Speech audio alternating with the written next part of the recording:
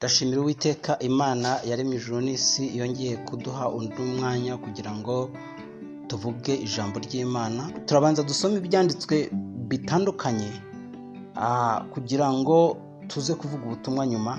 Mu Kuva igice cya 12 umurongo wa 7. Reka dusome mu izina rya Yesu. Aravuga ngo bazende ku maraso bayasige ku nkomanizo zombi no mu ruhamo rw'umuryango by'amazu bawuririyemo.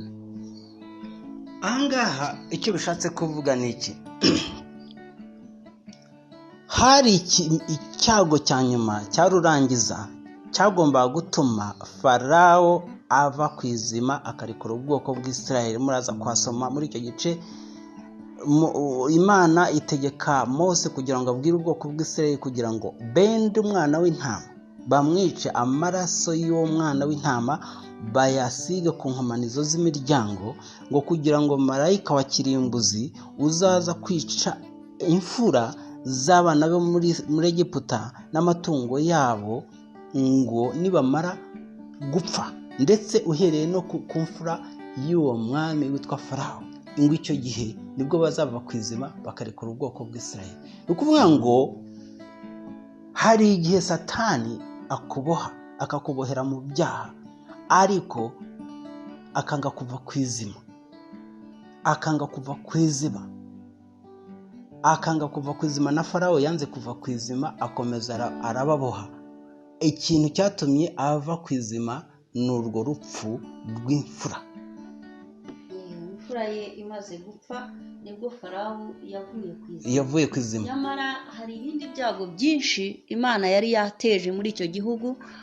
Uyu mwami Farawo yanga kuva ku izima, ariko iki cyago cya nyuma cyari rurangiza cyo kwica imfura z'abana ndetse n'uburiza bw'amatungo. Iki cyago nicyo cyatumye Farawo ava ku izima. Yego. Uwo mwana rero w'intama niwo nshaka kugarukaho, ni nawe ufite ikintu uvuze kuri uyu munsi wa Pasika. Kwica uwo umwana w'intama bakamusiga ku nkomanizo z'imiryango cyari igicucu cyangwa cyari igishushanyo mbonera kigaragaza Kristo uzoherezwa muri iyi si agapfa akabambwa, umwizera wese akaba yakizwa, akabaturwa mu bubata bwo kwa Satani, akabaturwa mu byaha bye, akabaturwa mu businzi bwe, akabaturwa mu nzangano ze, akabaturwa mu busambanyi bwe, akabaturwa mu byaha bitandukanye. Nk'uko n'abari abantu Farawo yavuye ku izima akabarekura bakava mu buretwa bwo kwa Farawo, niko nanone iyo umuntu yakiriye Yesu Kristo akizera izina rye, akizera amaraso yamennye ku musaraba, akamwakira, n'ababaturwa ububata bw'ibyaha. Dushatse kuvuga ko aya maraso y'uyu mwana w'intama yashushanyaga amaraso ya Kristo Yesu azamenerwa abantu kugira ngo abashe kubabatura mu byaha. Cyane rwose. Aya maraso rero ya Kristo Yesu niyo abasha kweza ibyaha byacu. Murabona ko isezerano rya kera ryashushanyaga isezerano rishya ryo kuza kwa Kristo. Kristo amaze kuza yamennye amaraso kugira ngo uwumwizera ya maraso abashe kumwezaho gukiranirwa kwe kose. Nk'uko aya maraso y'umwana w'intama yasigwaga mu mpamo z'umuryango z'inzu y'Abisiraheli ndetse no ku nkomanizo z'umuryango, marayika wa kirimbuzi yaza akabacaho ntabarimbure, niko natwe iyo twizeye Kristo Yesu ndetse tukitwikiriza amaraso ya Yesu, niko natwe tuba dufite ubudahangarwa. Yego. Rero abantu benshi bumva Pasika bakumva ko ari umunsi wo kunezerwa. Nibyo koko tukwiriye kunezerwa kuko twarabatuwe, ariko benshi usanga aho kugira ngo bave mu byaha, kandi ari byo Satani yababohemo, bave mu byaha kuko ari nabyo byazanye Kristo Yesu ngo abitubaturemo, ahubwo bakumva umunsi wa Pasika ari uwo kongera kujya kwinezeza basubira mu byaha. Umuntu akinezeza asubira mu kujya kunywa inzoga nyinshi, ugasanga umuntu yarambariye mu muhanda avuga ngo arimo kwinezeza umunsi wa Pasika. Ubu umuntu akavuga ati ngewe n'inshuti yanjye reka tujye ahantu tujye kwinezeza umunsi wa Pasika, bakajya mu byaha by'ubusambanyi. Ariko reka twongere turebe ibyanditswe biri mu Kuva, turebe ese ikimenyetso cyangwa igisobanuro cya Pasika ni iki? Ese igisobanuro cya Pasika ni ukwinezeza mu byaha cyangwa ni ukumenya agaciro ka Pasika? Reka rero hadusomere Kuva 12 ku murongo wa 12 ugeze kwa 13. Pastor, tutarasoma iki cyanditswe nagira ngo usobanurire abatwumva. Uvuze ko hari abantu bamwe binezeza bakajya mu kunywa inzoga, bakinezeza mu by'isi, bakumva ko ari wo munezero. Ariko nagira ngo wowe ubwawe umunezero w'ukuri wumva umuntu yakabaye, ni gute umuntu yakabaye anezerwa kuri uyu munsi wa Pasika? Turabona ko abatazi Imana binezeza banywa inzoga, banywa ibiyobyabwenge, bakora ibyangwa n'Uwiteka Imana. Ariko wabwira iki abaduteza amatwi uko umuntu w'umukristo cyangwa umuntu uzi Imana yakwinezeza kuri uyu munsi? Ukunezerwa nyakuri ni ukubaturwa mu byaha. Umuntu akumva atakiri imbata y'ibyaha, ukumva noneho niba warararaga mu miferege kubera ibyaha by'ubusinzi, ukaba uyu munsi ukawufata nk'umunsi wo kubaturwa, nk'uko Abisirayeli babatuwe mu buretwa bari bamazemo imyaka 430.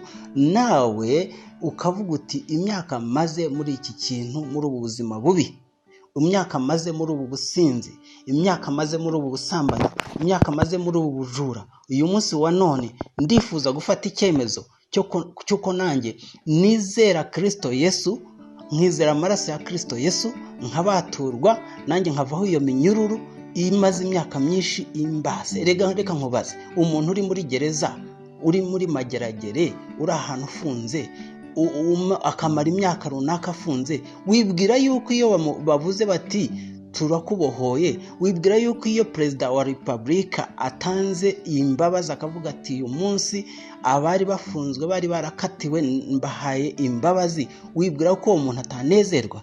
Niba uwo muntu wari ufungiye hariya anezerwa kuko bamurekuye, niko n'umuntu ubatuwe mu byaha anezerwa. Ubwo rero nsubije ikibazo cyawe kivuga ngo umunezero nyakuri ni ukubaturwa mu byaha. Urakoze Pastor, Imana iguha umugisha cyane. Ubwo mbese bigaragare cyangwa byumvikane ko umunezero wuzuye ari ugufata icyemezo cyo kuva mu byaha ugakora ibitunganye, ukakira ka gakiza Kristo yakuzaniye kugira ngo ubeho mu munezero wuzuye. Nawe wari warakakiriye ukishimiremo, wongere kwibuka intsinzi, wibuke Kristo wagutsindishirije, bigutera umunezero, bigutere kumuhimbaza ndetse no kurushaho gukora ibimunezeza. Reka dusome ijambo ry'Imana mu Kuva ibice 12, turasoma umurongo wa 12 n'uwa 13.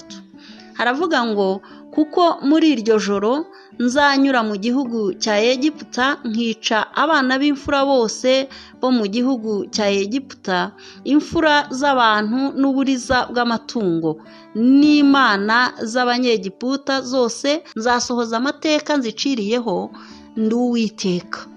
Umurongo wa 13, ayo maraso azababere ikimenyetso ku mazu murimo, nanjye ubwo nzabona ayo maraso nzabanyuraho, nta cyago kizababaho ngo kibarimbure ubwo nzatera igihugu cya Egiputa. Amen. Imana ikugirire neza, Imana igufashe.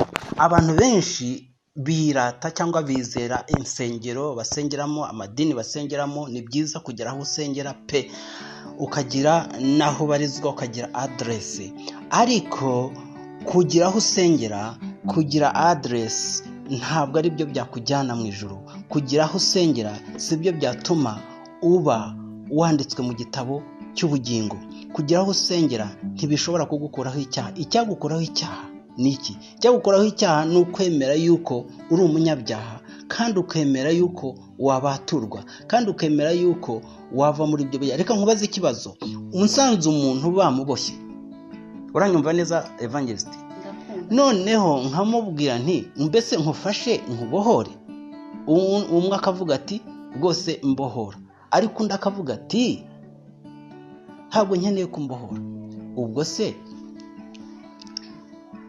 kubohoka no kutabohoka biva ku bushake bw'umuntu, biva kuko umuntu yemeye. Hariya rero turabona ngo basize amaraso ku nkomanizo z'imiryango, ngo marayika wa kirimbuzi yanyuraho ngo agacaho ntarimbure, ariko ngo muri kariya gace ka Gosheni niho honyine hari harasizwe ayo maraso ku nkomanizo z'imiryango, ariko mu bindi bice by'abanyegiputa ntabwo ayo maraso yari ariho, kuko iryo banga ntibari barizi.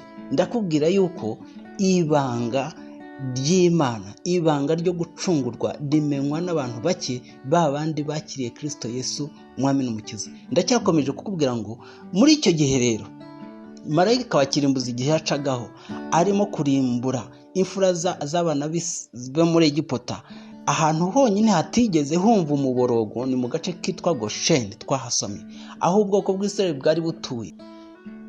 Icyo bishatse kuvuga ni iki? Umuntu wese uriho ikimenyetso cy'agakiza, umuntu wese uriho ikimenyetso cy'uko yakiriye umwami n'umukiza agakizwa, niwe wenyine urokoka urupfu rw'iteka ryose, niwe wenyine ubohoka mu ngoyi za Satani, niwe wenyine ubona ya mahoro twavugaga, amahoro nyakuri. Ariko wa wundi ba baturage bo muri Egiputa batari bariho icyo kimenyetso ku nzugi zabo, bahuye n'akaga gakomeye. Uyu munsi wa none kugira ngo urokoke ibyago bizanwa na Satani ni ukuguma mu gakiza. Nubwo waba warakijijwe ariko ugahitamo kongera kugwa, uhura n'akaga. Reka nkubwire, kuba wari umwisirayeli, bisubire mu byumve, kuba wari umwisirayeli ukava muri iyo nzu ugasohoka ukajya hanze, ntabwo byakurokoraga urupfu rwari muri Egiputa. Ni ukuvuga ngo kondisiyo yari ukuguma muri iyo nzu isizweho amaraso ku nkomanizo z'imiryango. Kuva muri iyo nzu byari akaga. Bivuze ngo iyo wasohokaga muri iyo nzu, ubwo mbese wabaga wishoye mu rupfu, wabaga wishoye mu rupfu, wabaga wikuye mu maboko y'Imana, mu burinzi bw'Imana. Urabihuza ute n'agakiza no kugasohoka?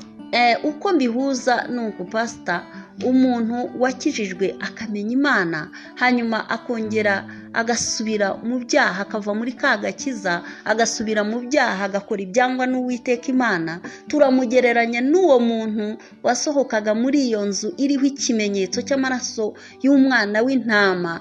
Bisobanuye ngo marayika wa kirimbuzi naza aranyuraho kuri iyo nzu yo kurimbura abayirimo, na wa muntu rero wikuye mu gakiza agasubira mu byangwa n'Uwiteka Imana, uwo nguwo aba yishoye, yigaburiye, yishyize mu maboko ya Satani.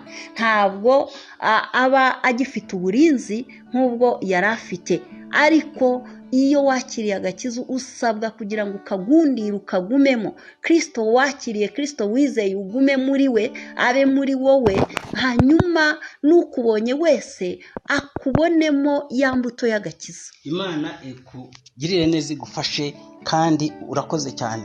Turimo gukomeza kugenda dusobanura igisobanuro cya Pasika. Abantu benshi baba bavuga bati Pasika ni ukurya tukanezerwa, tukarya inyama, tukamera. Ariko igisobanuro cya Pasika uko umwuka agenda aduhishurira niko tugenda tukibasobanura. Ndagira ngo usome ku murongo wa 15 wumve uburyo umuntu agomba kwifata muri ibi bihe, uko abantu bifataga muri ibi bihe bya Pasika. Reka dusome mu izina rya Yesu, kuva ibice 12 umurongo wa 15, haravuga ngo muzajye mumara iminsi 7 murya imitsima itasembuwe. Umunsi uyitangira mujye mukura umusemburo mu mazu yanyu. Uzarya imitsima itasembuwe uhereye ku munsi wa mbere ukageza ku wa 7, uwo munsi uzakurwe mu Bisiraheli. Yego, imitsima idasembuye, hari n'imitsima isembuye. imitsima isembuye n'imitsima idasembuye biratandukanye. Ni ukuvuga ngo imisemburo turayizi, twese tuzi ibintu byitwa imisemburo, cyane cyane izi nzoga zisindisha abantu ziba zirimo imisemburo. Hari naho bavuga ngo mwirinde ibisindisha, hari naho bavuga ngo Yesu yavuze ngo mwirinde imisemburo y'abafarisayo. Ni ukuvuga ngo hariya imitsima idasembuye byashakaga kumenyesha yuko ngo mu gihe bateranaga barya uwo mwana w'intama bagombaga ngo kumurisha imitsima idasembuye. Kuvuga ngo na cya gihe abantu bari ku igaburo ryera, hari ahantu bivugwa mu Bakorinto ba mbere igice cya 11 aho bavuga ngo nimuterana mujye mwiyinira murebe yuko imitima yanyu itarimo ibyaha. Aho hantu hashatse kuvuga umurongo wa 28 hadusomere Abakorinto ba mbere igice cya 11 umurongo wa 28. Aho niho bishaka guhuza n'icyo kintu uvuga ngo imitsima isembuye ni ubuzima bw'ibyaha, ariko imitsima idasembuye ni ubuzima bwejejwe. Ni ukuvuga ngo kujya ku igaburo ryera, ugomba kujya ku igaburo ryera ufite umutima wejejwe. Abakorinto ba mbere igice cya 11 umurongo wa 28 aravuga ngo nuko umuntu yinire yisuzume abone kurya kuri uwo mutsima no kunywera kuri icyo gikombe. Imana iguhe umugisha. Reka rero tugende turebe nanone ku murongo wa 21 haravuga ngo iki. Igice cya 12 umurongo wa 21 hahandi kuva hahandi twari turi kuva igice cya 12 umurongo wa 21 nurangiza usome wa 22 na wa 23. Reka dusome mu kuva 12 duhere ku murongo wa 21 tugeze kuri 23.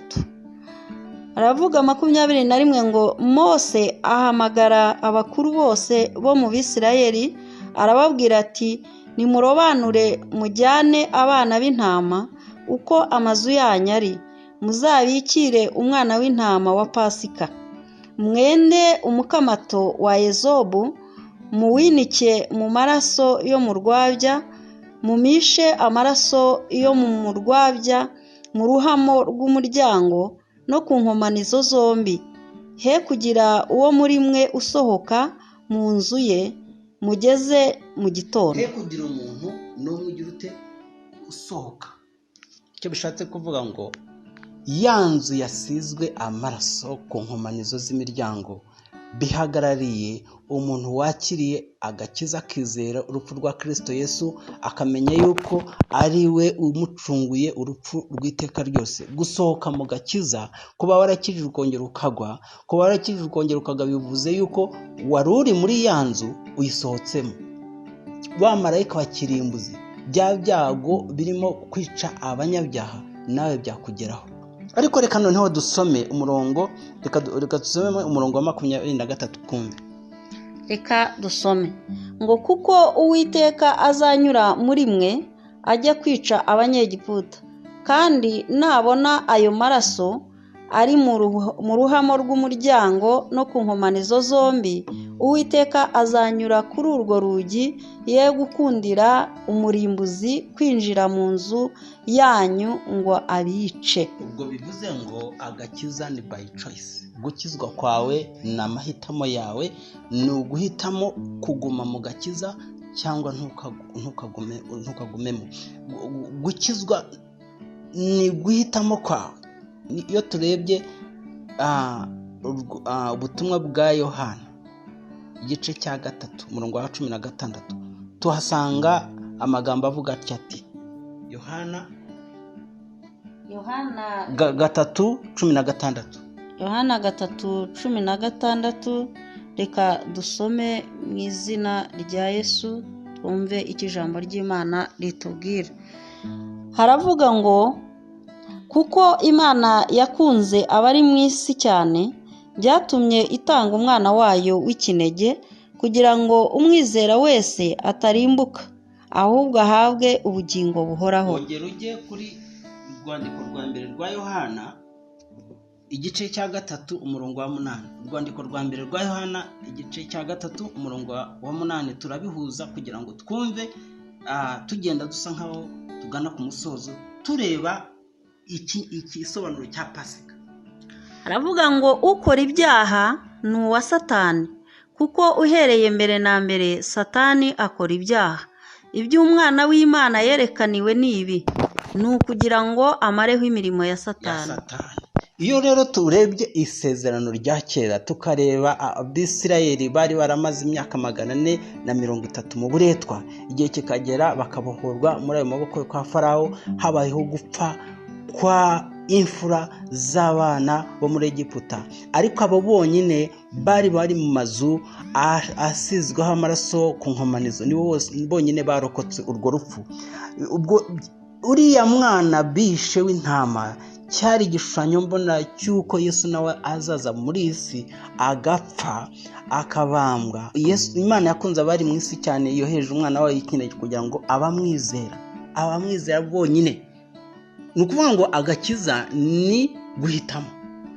Ushobora guhitamo kutizera Kristo Yesu.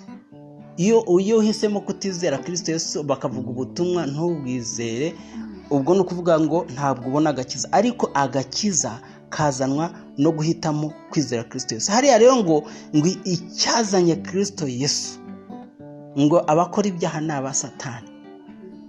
Abakora ibyaha ni aba Satani. Ariko ngo dore icyazanye Kristo, purpose cyangwa intego yazanye Kristo Yesu, ngo nukumaraho imirimo ya Satani. Imirimo ya Satani ni iriya mirimo y'ibyaha, agahinda, ibintu byose biruhije abantu bo muri isi.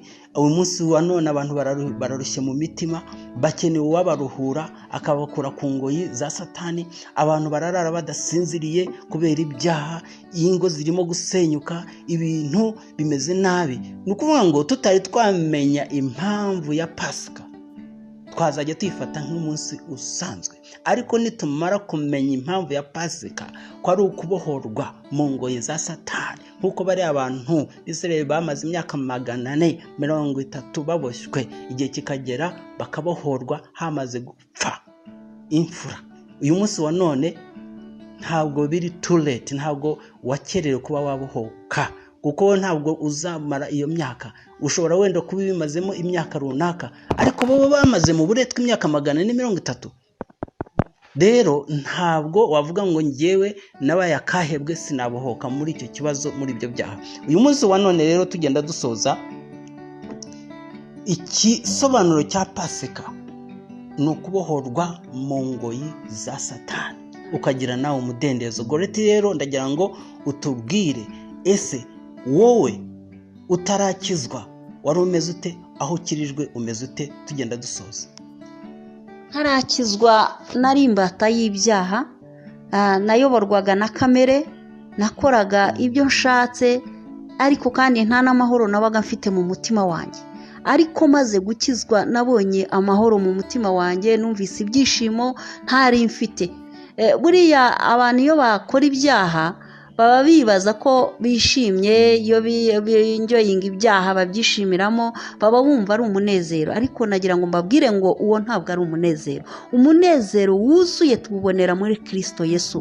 Akaba ariyo mpamvu ndimo kubwira wowe utwumva, wowe wumva ubu butumwa turimo kuvuga, ufata icyemezo. Niba wari ukibatiwe mu byaha utarakizwa, ufata icyemezo cyo kwiyegurira Kristo, winjire mu mahoro ya Kristo, ubona amahoro asesuye, ubona umunezero utaturuka mu byaha, udatangwa n'iby'isi, umunezero udashira, umunezero utazanywe n'ibintu. Umunezero Kristo atanga ntabwo uva ku butunzi, ntabwo uva ku mafaranga umuntu afite, ntabwo uva ku kazi keza, ntabwo uva kuko wabyaye ufite abana benshi cyangwa uri umuntu ukomeye, ntabwo uva ku cyubahiro cy'isi. Ahubwo ni umunezero umuntu agira, waba wabyaye, waba wabaye ingumba, ari ugasanga ufite umunezero nubwo waba ufite ibibazo.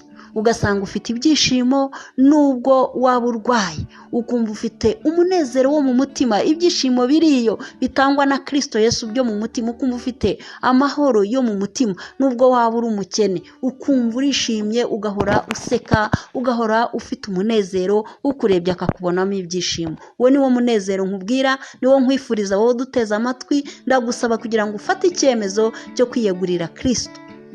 Imana ikugirire neza. Rero tugenda dusoza, ndagira ngo umenye impamvu y'umunsi wa Pasika. Nukwibuka urupfu rwa Yesu, nukwibuka n'impamvu yaje hano ku isi. Yesu nta cyagomba kumuzana hano kuri isi, ariko yaje afite purpose, yaje afite intego ni ukuncungura, ni ukugucungura, ni ukugukura mu bubata bw'ibyaha. Nanjye narakijijwe, nanjye nabatuwe mu bubata bwa Satani, ndi uw'umudendezo. Niyo mpamvu tuvuga ubutumwa, tuvuga iby'ineza Imana yatugiriye.